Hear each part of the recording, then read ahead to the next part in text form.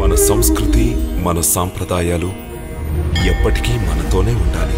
Subscribe చేయండి తిలక్. రాముడా, శ్రీరాముడు వస్తాడా? ఏమిటి మీరంటున్నది? ఆ ఆటవిక మనిషి గురించి ఎవరు చెప్పినారు మీకు? ఆ వానరమే మహారాజా. ఏమిటి నీవంటున్నది జంబుమాలి? మహావీర అక్షకుమార, అశోకవనములో ఒక బలమైన వానరం ప్రవేశించింది. అది వనం అంతా ధ్వంసం చేసింది. పువ్వులను తుంచినంత తేలికగా చెట్లను విరిచేస్తోంది. వనమునే ధ్వంసం చేసినదా? మీ కావలి వారు ఏం చేస్తున్నారు? ఇంత చిన్న విషయానికి మీరు మహారాజుల సమయాన్ని వృధా చేస్తారా? మీరే స్వయంగా వెళ్లి ఎందుకు దాన్ని శిక్షించలేదు? శిక్షించడానికే వెళ్ళినారు, కానీ ఆ వానరము ప్రతిగా వీరినే వనము నుండి తరిమివేసినది. మహారాజా, నేనక్కడే ఉండి ఉంటే నిశ్చయముగా మరణించి ఉండేవాణ్ణి. నేను తమతో విన్నవించుకునేదేమిటంటే, అది సామాన్యమైన వానరం కాదు. మీదు మిక్కిలి అది రహస్య కార్యార్థమై వచ్చినట్టు అనిపిస్తున్నది. దాని వద్ద ఏదో దైవిక శక్తి ఉన్నది. దాని వద్దకు ఎవరు వెళ్ళినా ప్రాణాలతో విడిచిపెట్టుట లేదు. దానిని యుక్తితోనే బంధించాలి. పిరికి పందవలే మాట్లాడుతున్నావు. ఒక వానరము లంకలో ప్రవేశించినదంటే లంకలో మీ వంటి భటులు భయకంపితులై రాజప్రసాదంలో తలదాచుకుంటారా? సిగ్గుచేటు! ఇటువంటి జీవనము కంటే మరణించడం మేలు. తండ్రి, ఆజ్ఞాపించండి. నేనిప్పుడే ఆ వానరును బంధించి మీ సమక్షానికి ఇడ్చుకొస్తాను. వెళ్ళు వత్స, కానీ ఆ వానరమును సామాన్య వానరముగా భావించి నిర్లక్ష్యముగా వ్యవహరించవలదు. వానర జాతిలో కూడా మహాబలవంతులు, యోధులు ఉన్నారు. పైగా రణనీతిలో చెప్పిన ప్రకారముగా శత్రువు చిన్నవాడైనా పెద్దవాడైనా రణభూమిలోనికి దిగినప్పుడు మీ పూర్తి శక్తిని వినియోగించాలి. అప్పుడే శత్రువులు భయపడి చల్లబడతారు. జ్ఞాపకముంచుకో, శత్రువులపై ఎన్నడూ దయ చూపించరాదు. వెళ్ళు. ఆజ్ఞ.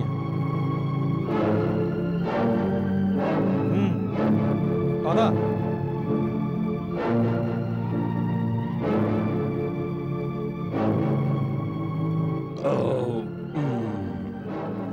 లంకలోని వారు ఎటువైనను ఉండని ఫలములు మాత్రము బహురుచికరముగానున్నవి.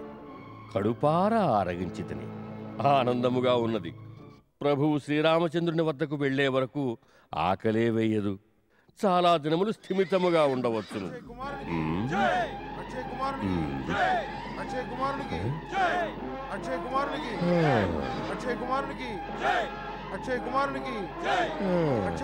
ముక్తాయాసము తీర్చుకొనుటకు విశ్రమింపతలచితని. భోజనానంతరము విశ్రమించుట ఆరోగ్యదాయకం. కానీ రామకార్యమునందు విశ్రాంతికి చోటెక్కడిది? అక్షయ కుమారునికి, అక్షయ కుమారునికి, అక్షయ కుమారునికి, అక్షయ కుమారునికి, అక్షయ కుమారునికి, అక్షయ కుమారునికి, అక్షయ కుమారునికి, అక్షయ కుమారునికి, అక్షయ కుమారునికి, అక్షయ కుమారునికి, అక్షయ కుమారునికి, అక్షయ కుమారునికి.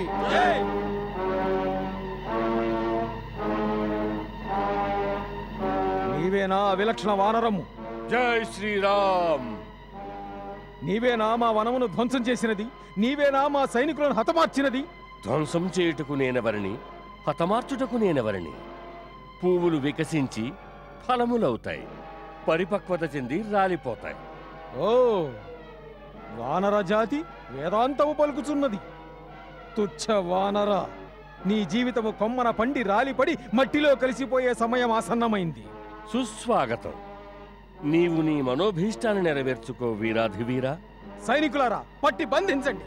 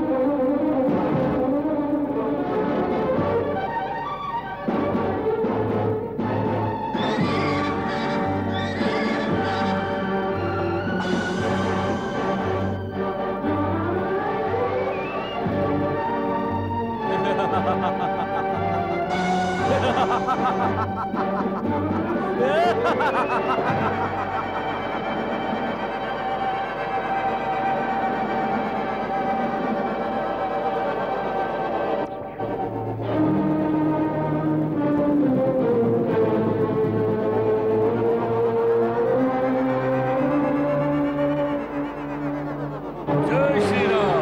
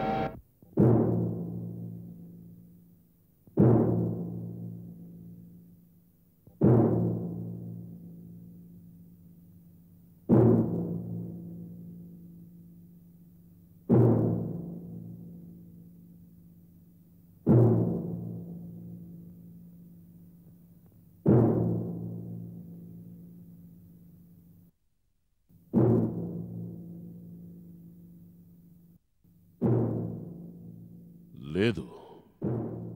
అక్ష్ కుమారుని వంటి మహాబల సంపన్నుని కూడా హతమార్చిన వాడు సామాన్యమైన ప్రాణి అయి ఉంటాడు. కాదు, అది వానరము కాదు. బ్రహ్మ, విష్ణు, ఇంద్రాది దిక్పాలకులు కలిసి నా వినాశనమునకై ఏదో కుట్ర పన్నినారు. నేనింతవరకు అపార శక్తులు గల వానరులను చూచినాను. వారితో తలపట్టాను. వాలి, సుగ్రీవుడు, మహాబలుడు జాంబవంతుడు, నలుడు, నీలుడు. కాని ఇంతటి అద్భుత పరాక్రమమును చూచి ఉంటాలేదు. అవశ్యము వానరుని రూపములో ఇక్కడకేదో అపూర్వ శక్తి గల జీవి ప్రవేశించినది ఇంద్రజిత్. అంతేకాదు మహారాజా, తమరు స్వయంగా ఈ ఇంద్రజిత్తు అమిత శక్తివంతులైన దేవతలతో పోరాటము సలపటము చూశారు.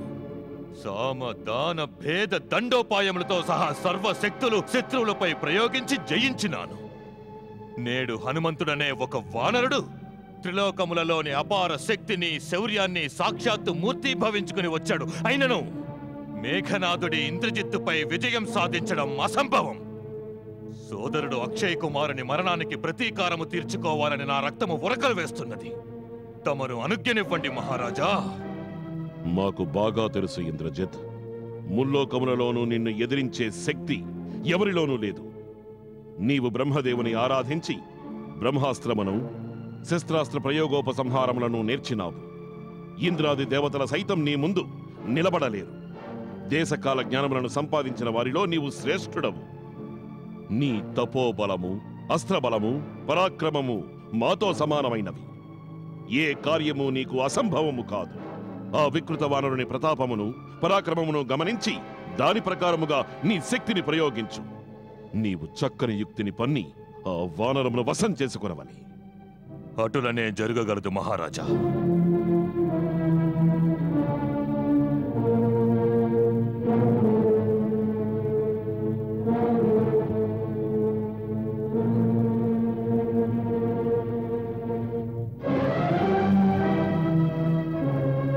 ఒక్క మాట కుమార, అటువంటి మాయావితో యుద్ధం చేయడానికి సేన యొక్క ఆవశ్యకత లేదు. నీ శక్తి సముపార్జితములైన దివ్యాస్త్రములను తీసుకుని వెళ్ళు. వీలైతే ఆ అద్భుత మర్కటమును సజీవముగా పట్టుకొనిరా. చూడవలనని మాకును కుతూహలముగానున్నది. తమరు చింతించకండి మహారాజా. విజయీ భవ.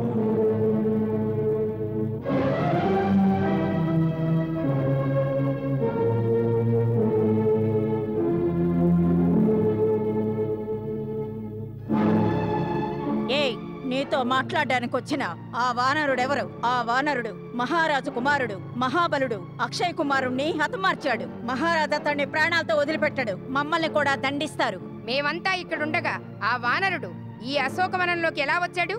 త్రిజట మమ్మల్ని భయపెట్టి ఇక్కడి నుండి పంపించేసింది. కొంతసేపు అయ్యాక ఒక వానరు ఇటుగా వచ్చి సీతతో మాట్లాడడం చూశాను. వాడే అయ్యుంటాడు. ఎవడు వాడు? మాట్లాడవే.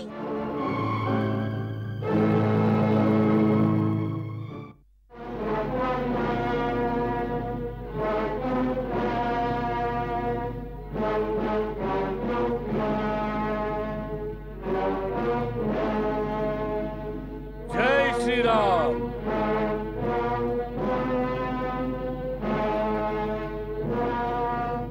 జై లక్ష్మణ.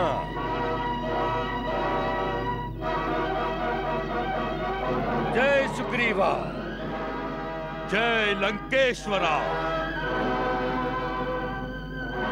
నీవేనా ఈ అశోకవనములో ఉపద్రవమును సృష్టించినది?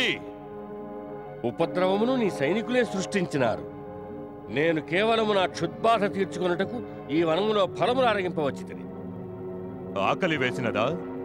భిక్షకుని వలె మా ద్వారము కడ నిలబడినచో నీకు భిక్ష దొరికేది. చోరుని వలె ఈ వనములో ప్రవేశించే అపరాధము చేసుండరాదు. నీకు తెలియదా మా రాజ్యములో చోరులకు శిక్ష బహు కఠినముగా ఉండునని? నాకు తెలుసు. ఏ నగరానికి స్వయంగా రాజే చోరుడో ఆ నగరంలో దొంగతనం చేస్తే శిక్ష కాదు, పారితోషికం లభిస్తుంది. ఈ రాజ్యంలో చోరులకు శిక్ష విధించాల్సి వస్తే మొదటి శిక్ష నీ తండ్రికి విధించాల్సి ఉంటుంది. అతడు దొంగతనంగా ఒక అపలను అపహరించుకువచ్చాడు. మా తండ్రి గారి గురించి తప్పుగా మాట్లాడతావా? నిశ్చయముగా నీకు మృత్యువు ఆసన్నమైనది. నీకే మృత్యు ఆసన్నమైనది. అందులకే నా మాట విని నీ సోదరుడు అక్షయ్ కుమారునికి కర్మకాండ జరిపించు. లేదా నీ తండ్రి ఇరువురు కుమారులకు ఏకకాలంలో కర్మకాండ జరిపిస్తాడు. కర్మకాండ నీకే జరుగుతుంది. వానరా, ఏ వనమునైతే నీవు ధ్వంసం చేసినావో అదే వనములోని కాకులు గ్రద్దలు నీ మాంసమును పొడుచుకు తినగలవు.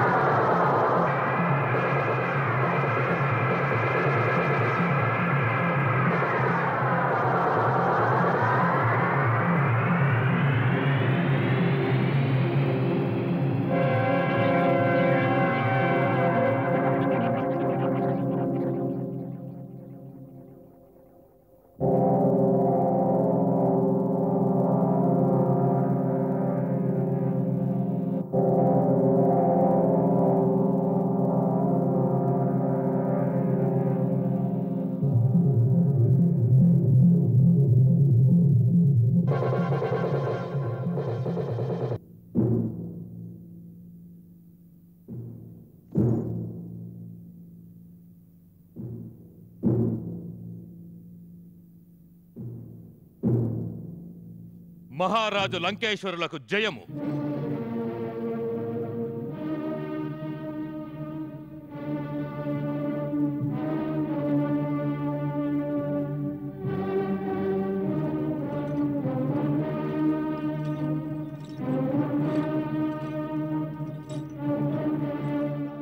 మహారాజా, తమ ఆజ్ఞానుసారం అపరాధిని బంధించి తీసుకొచ్చాను.